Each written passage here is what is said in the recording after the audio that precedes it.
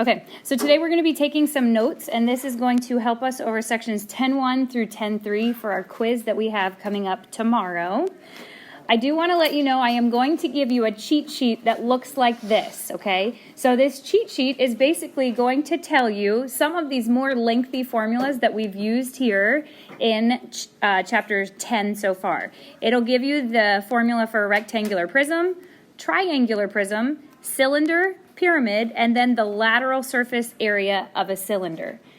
There are some formulas that I will not give you though. So these are the formulas that you need to already have memorized. This is not in your actual green notes, but if for some crazy reason you have forgotten these, you can write them up there on the side. You're going to need to know the formula first off for a triangle. What is that, guys? 1/2 times base times height. How about a square? S squared. How about a rectangle? Length times width, and finally a circle. Pi r squared. Very good. Okay, so those ones you do want to have those memorized. But remember, as I just said, this cheat sheet will be given to you at the beginning of the quiz tomorrow so that it can help you for these harder formulas that we don't have memorized. Okay, so let's do a few problems together. This is what the instructions will look like on your quiz, where it says find the surface area of the object. So you're going to have to figure out, which object is this? Guys, which object is this? Rectangular prism. A rectangular prism. So what you would do then is you would go back to your cheat sheet and you would look to see where it says, okay, this is a rectangular prism. Then you would take this formula and you will write it down on your quiz. All right, so you can see here we need to know what the length, the width, and the height is of our rectangular prism. I'm going to say the easiest thing to identify is the height. Guys, what's the height of this object? 7 centimeters. So if everyone would please put an H there for the height. The next thing I want us to look for is the thing on the side. Do you guys remember this one on the side? Is that the width or is that the length? The width. It is the width because if you remember in our notes when we studied this, it says the width is always the one on the side. So let's put a W, which means what does this 2 centimeters have to be? The length. The length. Put a little L. I put a cursive one. You could put a capital L if you would like. Now that we have identified those three, we're simply going to multiply them out. Adam, what's the length and the width? 2 and 13. Halen, what's the length and the height? 13 times 7. Not 13. What's the length and the width? Sorry, the length and the height. 2 and 7. Plus, Zion, the width and the height. 13.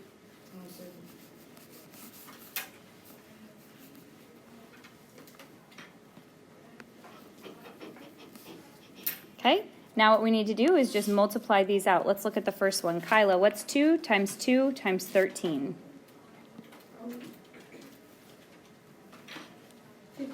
52. Plus, now we're going to multiply these next three together. When you do that, Christopher, what do you get? 28. And the last one, who'd like to do that one for me? Aubrey.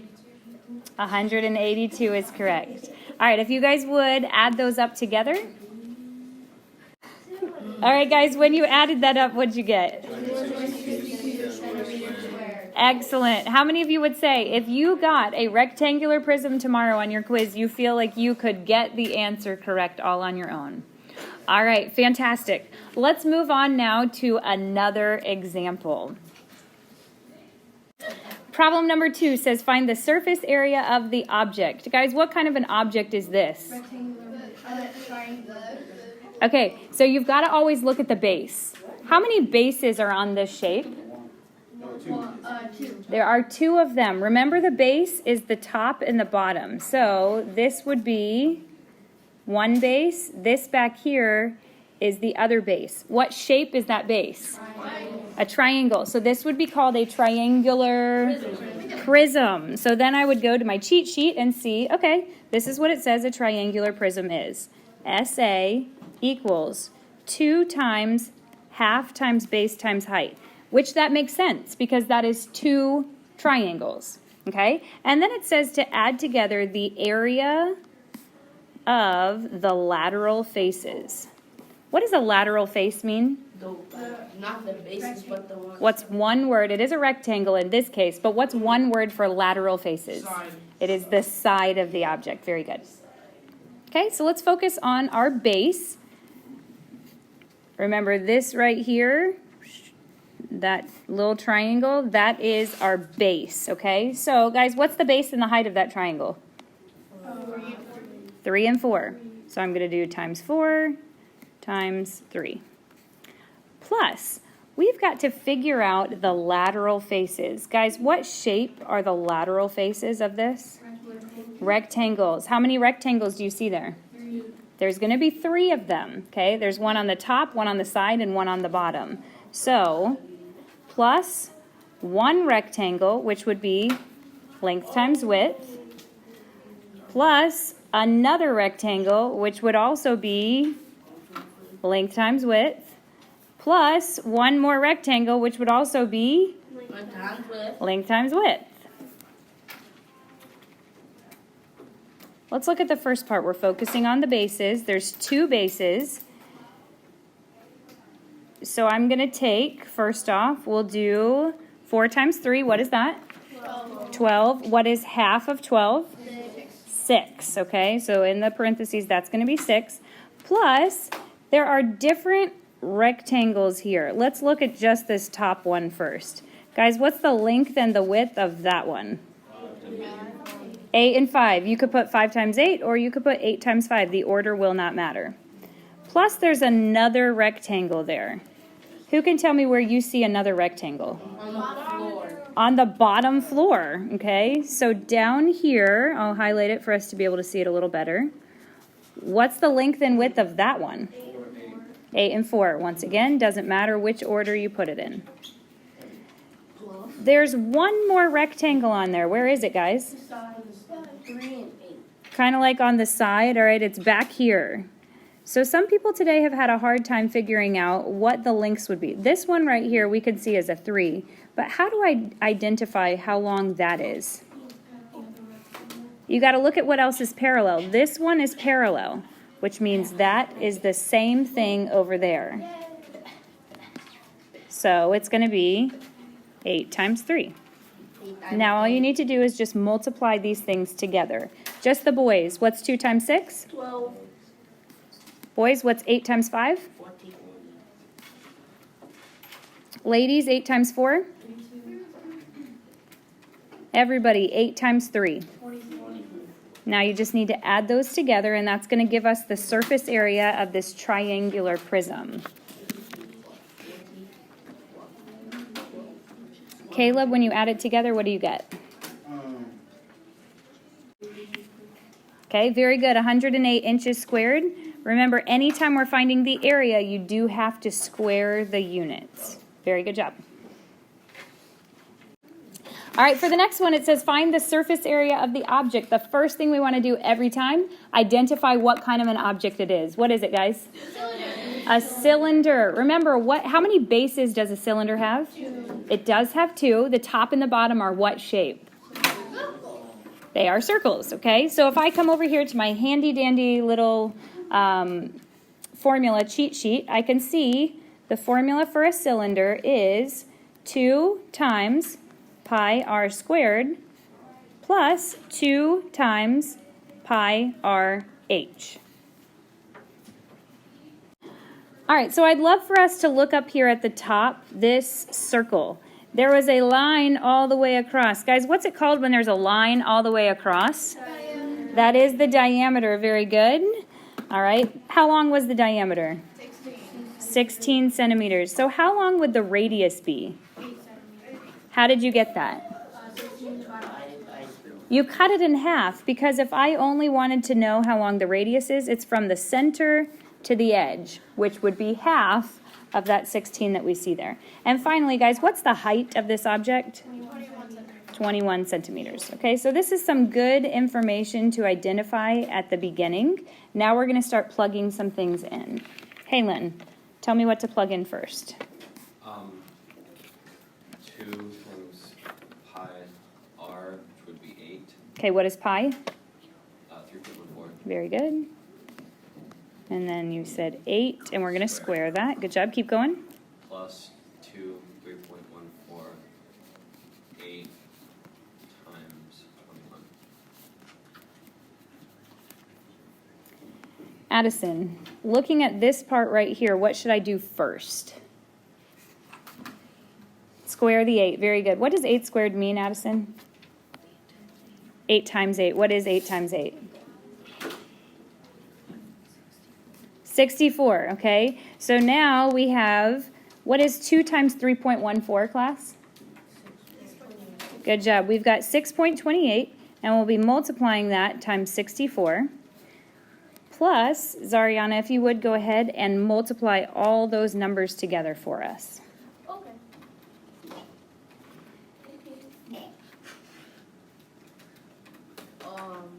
Wait a minute.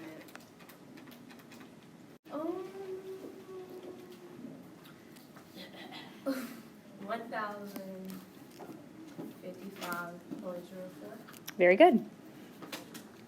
Now, Gerard, if you would, what is 6.28 times 64?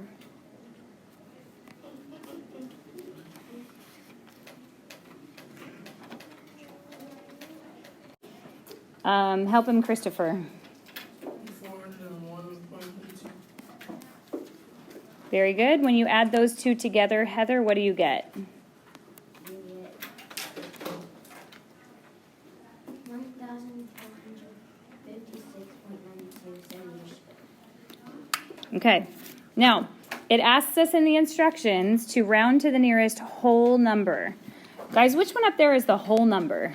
The 1,456. Excellent. Anything to the left of the decimal point, this is the whole number. So looking at the number to the right, should I round up or should I stay the same? Round up. We are going to round up. So guys, what will the answer be? 1,457 And then the units? centimeters squared. Centimeters squared is correct. Looking at the next one, what do the instructions ask us to do here? Find the lateral surface area. I want everyone to take your pencil and just draw a little cloud around that. This is different than the regular surface area, okay? So if I go to my cheat sheet, it's not going to be the same formula I would use for a cylinder. It's only the lateral surface area formula, which would be 2 times pi times r times h. All right, I want you guys to do that one on your own. All right, so you guys did 2 times 3.14 times 4 times 6. When you did that, what'd you get? 150.72 inches squared. Should I round that? No. Why not? It's already there. It did not ask you to round it, so you're going to keep it just like that. How many of you would say you got that correct? Me. All right, very good. Lateral surface area. If you look here at this soup can, it is only trying to get the surface area of just the what part? The label of it, okay? So basically it's the lateral surface area or it's the side of the soup can. Okay, next one. Find the surface area of the object. First things first, we've got to identify what kind of an object is it. Okay, so what kind of a object did you say it was? Pyramid. A pyramid, very good. So I'm going to come over here to my cheat sheet and see where it says to find the formula of a pyramid. It says the area of the base plus the area of the lateral faces.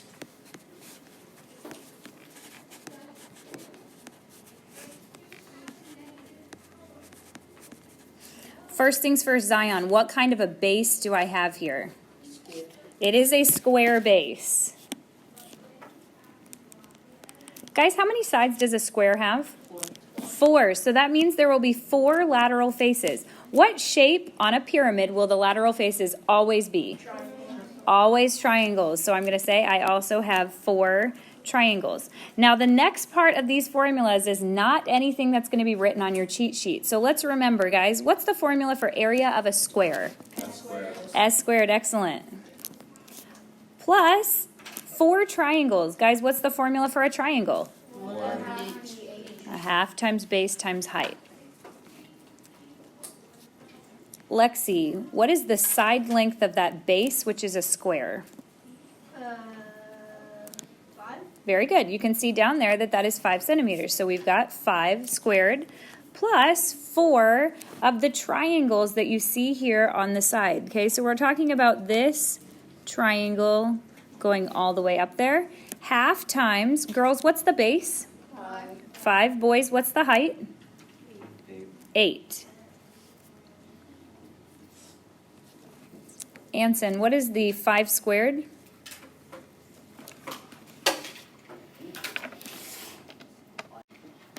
Okay, that does mean 5 times 5, so it is 25. Plus, now let's look at this part. Guys, what's 5 times 8? 40. What's half of 40? 20. According to PEMDAS, should I add this together first or should I multiply that together first? We are going to multiply together first. Guys, what's 4 times 20? 80. But then we still need to add the base, that square base of 25. When you do that, Kaylin, what do you get? 105. And Heather, what would our units be? Centimeters squared is correct. Any questions on how to find the surface area of that pyramid? Okay. Looking at the next one. This one looks a little different than the last one. I can still see that it's a pyramid. How can I tell it's a pyramid? It has a peak. It does have a peak up here at the top. Very good. What else? It only has one base down there at the bottom. So both of those things are going to tell us that that is a pyramid. So I'll come to my cheat sheet and I'm going to get the formula for a pyramid. So we're going to take the surface area. It says to find the surface area of the base. Class, what shape did we say our base is? Triangle. All right, this one is a triangle base. Guys, what's the formula for the triangle base?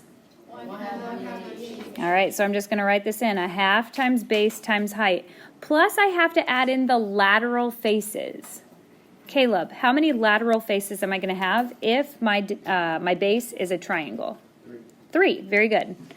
And Justice, what shape did we say is always going to be on the sides of a pyramid? Triangle. Very good. So we're going to have to multiply once again.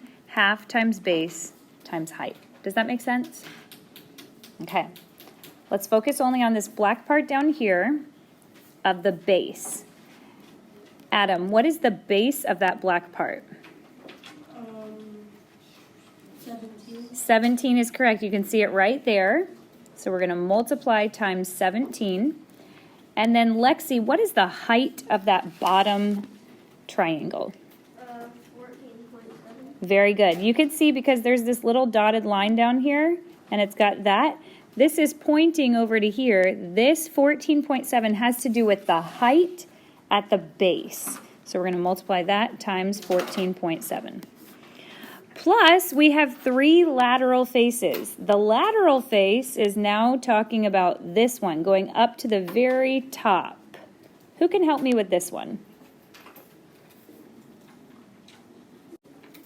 Aubrey, what's the base of that orange triangle? 17. It is also going to be 17. And what is the height of that orange triangle? 13.8. 13.8. Okay, so the way that you can see that is this is pointing to the height going up here on that one. So that would be 13.8. Okay, now I want you guys to work this out on your own and go ahead and multiply these together.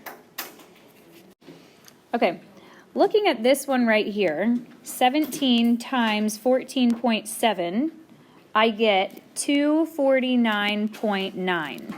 But then remember, I need to take half of that.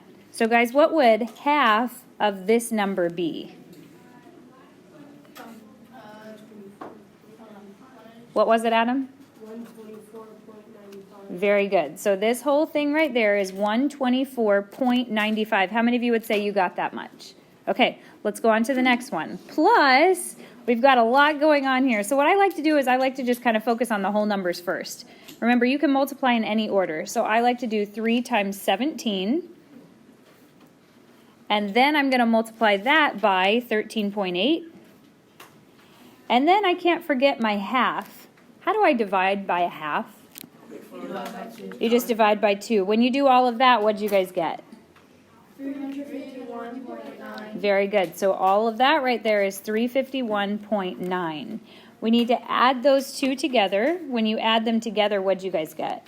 476.85 feet squared. Excellent. But then it says round to the nearest whole unit. Remember, whole units are to the left of the decimal point. So should that stay the same or bump up? Bump up. It does bump up. So what's my final answer? 477 feet squared. 477 feet squared. How many of you were able to get that on your own? If you were not, are there any questions? Maybe something that didn't make sense? Okay. We've got 3 final problems, and these are review problems from Chapter 9, but we will see them on our quiz and our test tomorrow, and then our test next Wednesday. So there's 3 different kinds of angles we've talked about. Complementary, which adds up to what? 90 degrees. Supplementary, which adds up to 180. And then the other one we've talked about is vertical. Looking at the first one, number 7, what kind of angles are these? Vertical. Very good. Anytime you see that it looks like an X, or if you have intersecting lines right there, these are going to be vertical angles. Does anyone remember anything about vertical angles? What do you know about their measures? They are the same, or they are equal measures on both sides. So guys, if this is 70, what does that have to be? 70. It also has to be 70. That's one of the easiest ones. So X equals 70 degrees. Let's go to the next one. What do we know about how many degrees this is because of that little box? 90. It is a 90-degree angle. So if something is 90 degrees, would that be vertical, complementary, or supplementary? Complementary, very good, because complementary angles always add up to 90 degrees. I can't read what that says. So what I can do is I can add these two together, because 31 plus x minus 4 is going to equal this 90 degrees right there. So let's just add these together. 31 plus x minus 4 equals 90 degrees. Now remember, we want to combine our like terms. These are both constants or numbers that stand alone, and then that's our variable. So let's do the part that we underline first. Guys, what's 31 minus 4? 28. No. 29. No. 31 minus 4, guys. 27. 27 plus x equals 90 degrees. Gerard, how do I get that x by itself?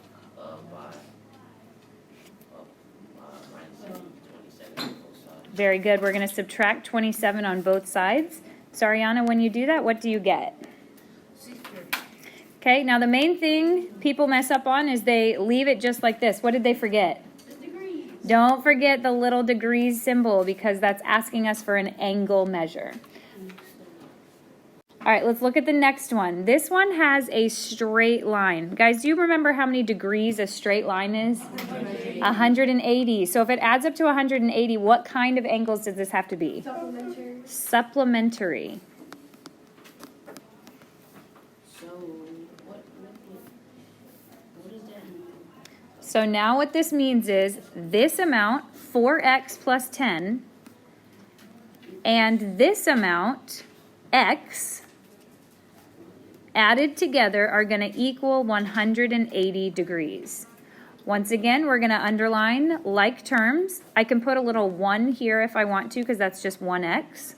Guys, what's 4x plus 1x? 5x. And then I've still got 10 equals 180 degrees. All right, so this is just like one of our normal problems. We're not going to touch that 5 yet, so I'm going to get rid of the 10. How do I do that? Subtract by 10 on both sides. Kyla, when I do that, what do I get on the right side? You get 170 degrees. And guys, how do I get x by itself? you divide You divide by what? I'm going to divide by 5 on both sides, which gives me my answer of 34 degrees. 34 degrees. Thank you for telling me degrees. All right, so this is very similar to what your quiz will look like tomorrow. Don't forget, tonight we do have homework that was assigned yesterday. 10.3, it's just 5 problems. And don't forget, guys, tomorrow. All right, and once again, your quiz is tomorrow over 10.1 to 10.3.